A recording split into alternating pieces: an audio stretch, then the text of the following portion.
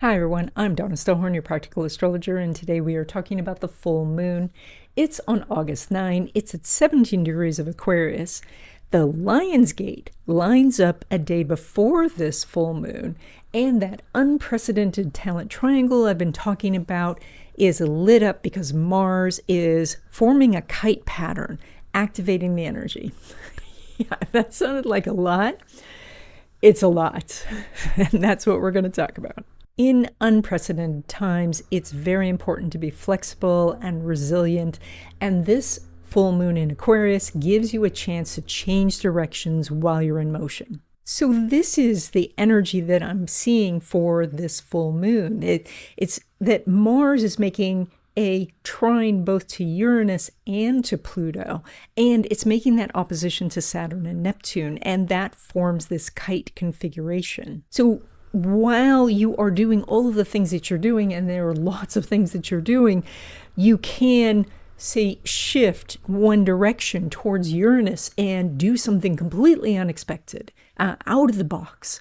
Or you can shift towards Pluto and let go of something that's been holding you back, a vice, an attitude, a person, a project, and free yourself. Or you can meet Saturn and Neptune in the middle and actively work with someone else, maybe helping them.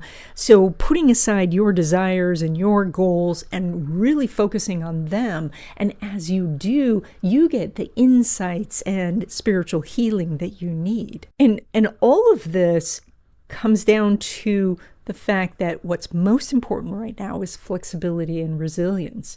And I was reading Seth Godin's blog, and he was talking about resilience and being able to move forward even though things haven't worked out. You know, that when things don't work out, that we try something else, and then we try something else, and we try something else.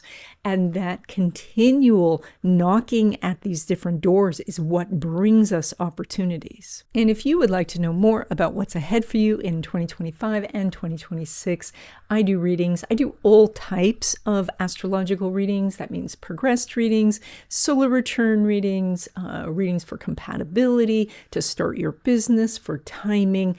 So if you're interested, there's a link in the description. And then at the end of this video, we're going to continue talking about your money houses and how to find the hidden money in your chart. Okay, Scorpio, the full moon is down at the base of your chart, lighting up your area of foundations and family. And so that's going to be one of the things that really captures your interest during this time. And then Mars is activating your area of intuition and spirituality. And so that's kind of like combining these two. What we get is doing your environment in a way that really supports you. And so that's, of course, talking about feng shui, how the layout of the furniture is that helps you feel more calm, putting clutter out of sight so that you don't feel this constant pressure of having to do this or that. So the energy here is about creating your home as your sanctuary. And if you work on that over this next 2 weeks, I think that you're going to gain the benefits about that over a longer period. Now, when it comes to relationships, there's no aspect going on right now between Venus and Mars or Venus and Pluto. So there's more of an energy of they're doing what they're going to do and you're going to do what you do. But you do have the full moon in your area of home and family. And that does mean that if you live with a person that you're in partnership with, then there could be some things that they're trying to work out with you, but it's not really meshing during this time. So if you can put off any sort of family meetings or relationship meetings, so past this time, get out of the retrograde, get out of this 2-week period, it's going to go much better. I'm not seeing anything negative happening so much as miscommunications that are minor that just cause irritation. Now, when it comes to your money, you're pulling money from Jupiter, and it's been going through your area of education. You've been collecting a lot of information and knowledge and maybe credentials, and now it's time to apply that into the world as this Jupiter is making this wide inconjunct to the full moon and will be making a trine to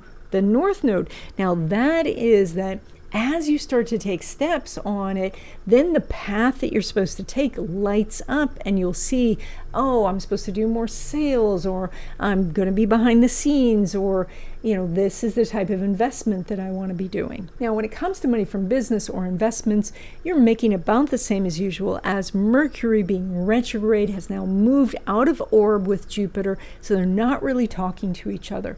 So this is a time where you want to cool your heels and just look at the things that you have in place, especially for your business, like back office, what's the wording on advertising, how often are you sending out posts, and your investments, and just opening up all those statements and looking at the numbers, looking at the fees, but holding off doing things about this until at least Mercury goes direct, and then mostly outside this 2-week period. Now, all of this holds true also for money derived from career, so that would be the paycheck, except if you have been waiting for a new job, now that job can arrive.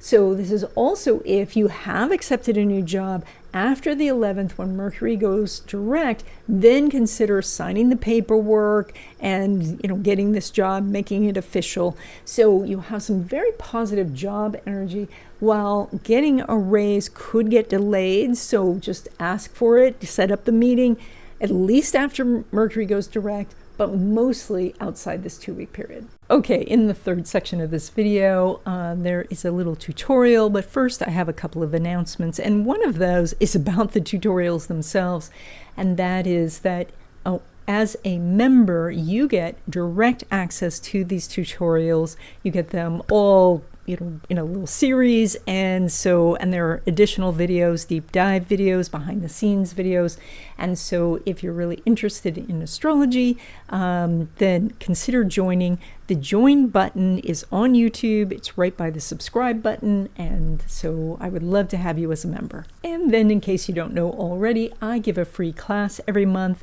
It is on the first day of the month. It's at 12 p.m. Pacific time. That is 3 p.m. Eastern time. That is 8 p.m. England time. I don't know what that is for Australia. I should find out. But in this class, we do an astrological overview of the month, and then we write our monthly wishes together. We pick what we're going to focus on for the month, and then we do a short meditation where we energize this all together, all of our lists. And this class lasts for about an hour. As I said, it is free. You can register for this class. There's a link in the description. So let's continue our discussion about finding the hidden money in your chart. And by the way, I do have a video course on this topic, and there is a link to that in the description. So we've talked about the second house for a couple of videos now, and so I'd like to start our discussion talking about the other houses, money houses in your chart. You have 4 total money houses in your chart, and the second house is the most important one, but the others do play an important role. So there's the 5th house, and the 5th house is about speculation and money derived from real estate. So if you're a person who's going to roll the dice, invest in crypto, take a chance on buying a business or starting up a business, that energy will show up in the 5th house. Now, additionally, because real estate is the 4th house, and the 5th house is the second from the 4th house, so in derivative houses, we are deriving charts from the individual houses. So the second from the 4th house would be money derived from real estate. And so if you work in real estate, if you work in construction, if you do anything basically in the trades, or you do home decor, or you rent out part of your house, that all would be covered by the 5th house, or at least the money derived from those activities would be covered by the 5th house. Then there's the 8th house. Now, the 8th house is money from business. It is money from investments. It is money from partnerships. It's also inheritance, gifts, royalties, residuals, passive income sources, and the lottery. Now, the lottery is different than speculation for the 5th house. That type of speculation in the 5th house is more like poker, where you are head-to-head against another individual or the house. versus the lottery where there is mutual betting that happens and then someone walks away with the prize. And then this is money from partnerships that includes marriage, and that's because the 7th house is your partner, the person that you marry or your business partner, and then in derivative houses, the 2nd from the 7th, which is the 8th house, would be money derived from partnership. And then there is the 11th house, and the 11th house is money derived from career. So again, we're using derivative houses. The 10th house is your career, and so the 2nd from the 10th would be money derived from career. And that would include working for somebody else or doing some sort of contract work, especially if you're in some sort of temp agency where you're going from business to business. This is also, though, for people who work in their own business, but they are integral for that business, such as a doctor whose name is on the plaque. And so if the doctor's not there, there is no business. Or people like studio musicians, where it's gig after gig, but it's more treated like a job, where there are certain hours that they have to show up and do whatever they're doing. So there is a little bit of a fine line on the contract work. Sometimes that will appear more as 8th house, sometimes it's more 11th house. But in general, what we look at is if you have a well-disposed 11th house, you're more likely to work for someone else. If your 8th house is a better house, better based on the planets that are there and the aspects that they're making, then you're more inclined to have your own business. And then the next step will be to look at the planets in those houses and what houses they rule, and then also the sign on the cusp and where that planet is, because that house will give you more information about the money you can attract. And we will talk about that in future videos. And that's it. I put out an illustrated newsletter once a week, and if you like astrology and you love black cats, this is something you'll want to subscribe to. There's a link in the description, and I will see you in the next video.